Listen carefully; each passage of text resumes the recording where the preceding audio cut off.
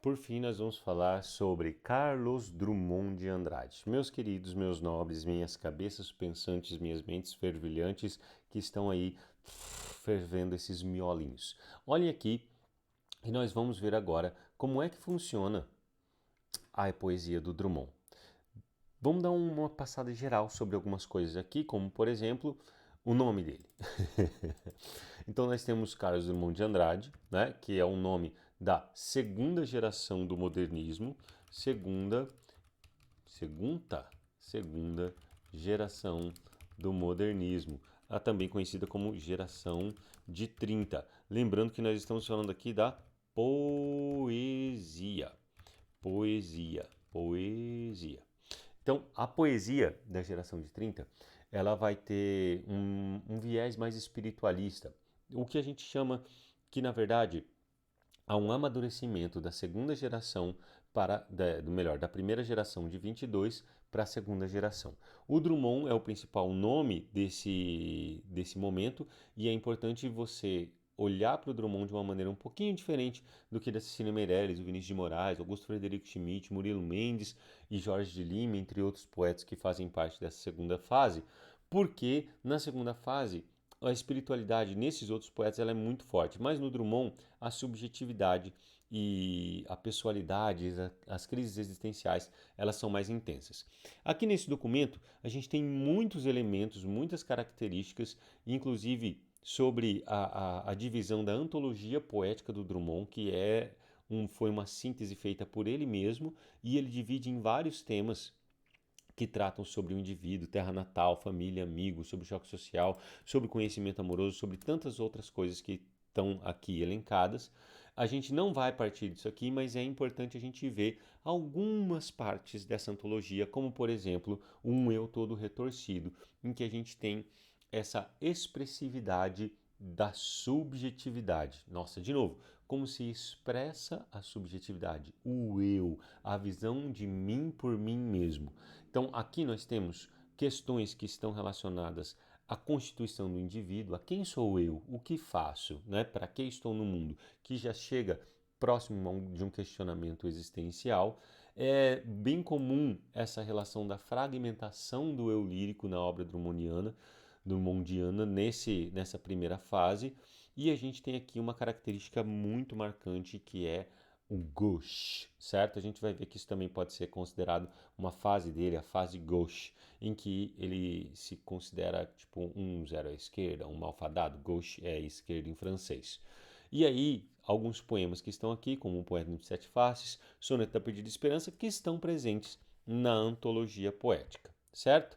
Aqui, outro tema presente que é o retrato da província, e a relação de família com os amigos, o amar amaro, que é aqui uma segunda temática mais recorrente, ou mais conhecida, na verdade, na obra do Drummond, que é essa relação do amor pela humanidade, de retratar a relação entre mim e os seres humanos do meu entorno, por mais que eles sejam frios, por mais que eles andem cabisbaixos, por mais que a tristeza esteja o tempo todo rondando e presente no meu cotidiano e demonstrando que o cimento, que o asfalto, que as coisas são frias, que a humanidade é detestável, que eles se matam, toda essa relação de angústia, de mal-estar é muito comum dentro dessa temática do amar amaro. Cuidado que aqui, nesse caso da antologia poética, a gente não está falando do amor entre pessoas. Isso vai ficar para, inclusive, nesse uma, duas argolinhas. Mas antes da gente passar por ali, existe uma incompreensão bastante profunda de por que a humanidade é dessa maneira, a relação entre a minha pequenez, a minha fraqueza e a ideia de transformação social, de que ainda pode ser possível. E aqui nós temos alguns poemas que trazem essa temática social, né? Essa discussão sobre o que somos na nossa sociedade, o que nós representamos, qual a nossa intenção com aquilo que fazemos no mundo. E aí nós temos aqui o Amor, Uma, Duas Argolinhas, a ideia de poesia contemplada, que também é bastante intensa no Drummond, em que a gente tem uma análise metalinguística sobre o que é a criação poética, sobre a maneira como a poesia se faz, a presença da poesia, a magia, né? Não chega a ser uma magia, mas talvez algo mais preocupado em como se constitui, como as palavras tomam forma e fazem parte da expressão do pensamento e, mais do que isso, da própria expressão poética, da arte das palavras. Muito bem. Na Praça dos Convites, em que nós temos de novo essa relação com o mundo, mas através da linguagem como forma de compreender o mundo, e a tentativa de exploração do eu no mundo. Vocês percebam, né? Ó, compreensão do impossível, um mundo meio maquinal acontecendo ao meu entorno. Essa relação de eu e o mundo é muito intensa no Drummond, é muito forte no Drummond durante uma fase dele em que ele publicou alguns livros que, que se aprofundaram nessa temática e que estão relacionados também à Segunda Guerra Mundial, aos horrores que aconteceram, às atrocidades e também ao crescimento, aos inchaços urbanos. Muito bem. Considerando as fases pela crítica e não agora, então isso que a gente viu aqui até o item 9, né? Nós temos uma relação de temática proposta pelo Drummond sobre a sua própria obra. Isso é muito valioso na nossa antologia poética deixada por ele. E tem outros poemas que fazem parte da antologia poética que foram incluídos depois. Nós temos agora um olhar da crítica literária sobre a obra do Drummond. Então nós temos uma fase gauche, que é essa ideia de consciência social e de um isolamento, né? E agora, José? A festa acabou, então eu estou sozinho, a solidão me ronda e ao mesmo tempo eu me sinto de mãos atadas frente às coisas que acontecem no mundo, porque eu não tenho domínio sobre isso, mas ao mesmo tempo me sinto responsável e parte de toda essa desordem, esse caos, essas atrocidades, essa violência, essas mortes, tudo isso parece fazer parte de mim também, porque eu, afinal de contas, eu estou no mundo e olho para isso, percebo e me sinto de mãos atadas. Entretanto, existe uma esperança que talvez consiga mudar esse cenário. Isso é muito bonito dentro da obra do Drummond. Essa fase social, que é uma continuidade dessa fase gauche na relação do sentimento do mundo, acho bem emblemático, bem marcante, bem simbólico esse verso aqui, né? Tenho apenas duas mãos e o sentimento do mundo. Eu não tenho mais, tipo, o sentimento do mundo é muito grande e eu só tenho duas mãos. E aí a ideia é que o sentimento do mundo ele não pesa mais que a mão de uma criança, é porque ao mesmo tempo que você não sente o peso físico, você sente o peso da responsabilidade, da vida, da inocência, de será que o mundo tem consciência daquilo que os seres humanos fazem com o mundo? Eu nunca consigo não ficar reflexivo quando eu penso e falo em Drummond. É impossível para mim, é muito impossível. Bom, chegando, vamos para lá. Terceira fase do signo do não, em que a gente tem uma poesia mais filosófica. Percebam que o existencialismo ele ronda, né, a poesia drummondiana. A poesia nominal, que é essa poesia com refinamento estético, com um cuidado na estruturação da poesia, na escolha das palavras de forma muito cuidadosa, trazendo um apuro no desenvolvimento da poesia. Percebam uma coisa, da forma poética. Percebam uma coisa, o Drummond ele vai na primeira fase, inclusive ele tem uma ligação com a primeira geração, com a fase de 22, quando ele tem o poema No Meio do Caminho, tinha uma pedra no meio do caminho, que é uma paródia de um poema do Olavo Bilac, que se chama Nel mezzo del camin, e que faz uma referência também à Divina Comédia e que traz uma reflexão sobre as coisas e os problemas que ficam na nossa vida, apesar de já que fazem parte do nosso passado, mas que ao mesmo tempo eles ficam rondando a nossa mente, ou talvez como se fosse um fantasma que sempre vem e lembra daquele problema que você já passou por ele, mas parece que ele ainda não está bem resolvido. Sabe aquele trauma bem básico que todo mundo tem?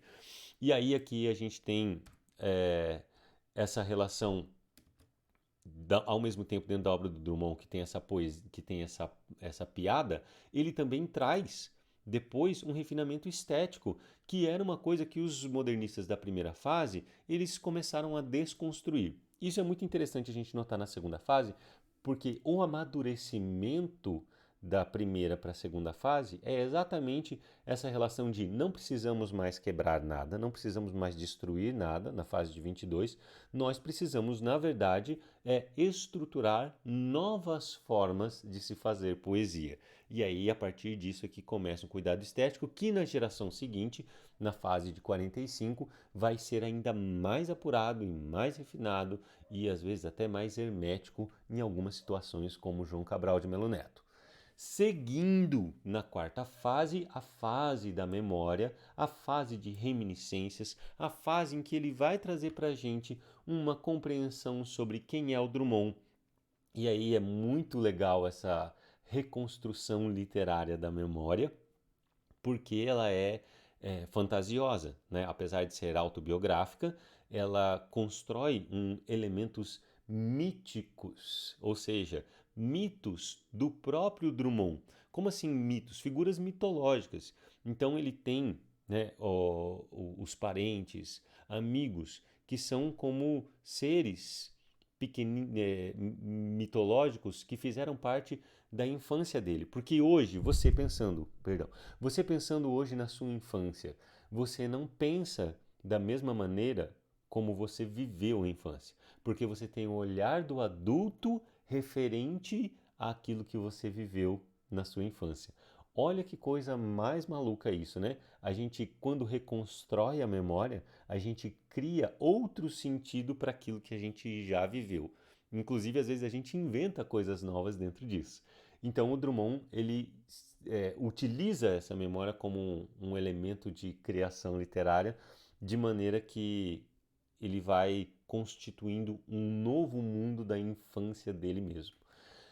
Muito bem, essas são as 4 fases que a crítica divide a poesia do Drummond, e aí eu vou colocar aqui para vocês um poema que está associado mais a essa relação, a essa temática social dentro da obra do Drummond, principalmente no que condiz à Segunda Guerra, e ele vai, né, e aí nesse caso aos centros urbanos, a frieza dos centros urbanos, a gente tem aqui só as últimas estrofes, porque é um momento de virada, em que nós temos a flor e a náusea, né? Apesar do título colocar primeiro a flor e a náusea, pela importância da flor em relação à náusea e pela maneira como a flor quebra a náusea, num primeiro momento, em várias estrofes, agora não vou me lembrar quantas exatamente, a gente tem esse aprofundamento na náusea, né? No enjoo, no nojo, naquilo que a gente não quer ver, na podridão social, na podridão humana, na organização social caótica, desagradável, que dá um mal-estar. E a partir disso, né, ele finaliza essa parte do poema colocando assim: pôr fogo em tudo, inclusive em mim. Ao menino de 1918, deixa eu aumentar um pouquinho aqui, chamavam anarquista. Porém, meu ódio é o melhor de mim. Quero que tudo se exploda. Com ele me salvo, uma forma de defesa, e dou a poucos uma esperança mínima. Uma flor nasceu na rua. Tipo, pá! Olha só como é isso. Passem de longe bondes, ônibus, rios de aço do tráfego, uma flor ainda desbotada, ilude a polícia, rompe o asfalto, façam completo silêncio, paralisem os negócios, garanto que uma flor nasceu. Tipo, uma flor nasceu, por favor, para tudo, para esse caos, para a cidade, para a vida. Tipo, por quê? Porque a flor é essa forma singela da natureza, representa essa vida que nasce em meio ao asfalto, que representa a frieza, que representa a morte da expressividade, a morte da vida humana, e no sentido metafórico, obviamente, porque está todo mundo vivo e andando, né? Não preciso especificar isso, mas essa relação desse caos, disso que até agora estava causando nojo, parece que, opa, tem uma esperança mínima, lembrem-se disso. apesar de todas as atrocidades, de tudo aquilo que está ruim, de eu estar me sentindo mal, existe uma pequena coisinha que vai ajudar muito, que é essa flor. Mas pensem, uma flor que nasce no asfalto, ela foi muito forte por ter nascido no asfalto, mas ao mesmo tempo, a qualquer momento ela pode morrer. Sua cor não se percebe, suas pétalas não se abrem, seu nome não está nos livros. É feia, mas é realmente uma flor. Sento-me no chão da capital do país às 5 horas da tarde e lentamente passo a mão nessa forma insegura.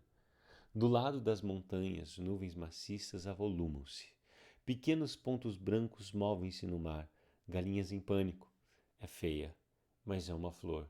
Furou o asfalto, o tédio, o nojo e o ódio. Então, tudo isso aqui, que faz parte da primeira, né, do primeiro momento do poema, é, é construído pelo homem, né, o que faz parte da cultura humana, de certa forma, ou que representa o ser humano, os sentimentos humanos.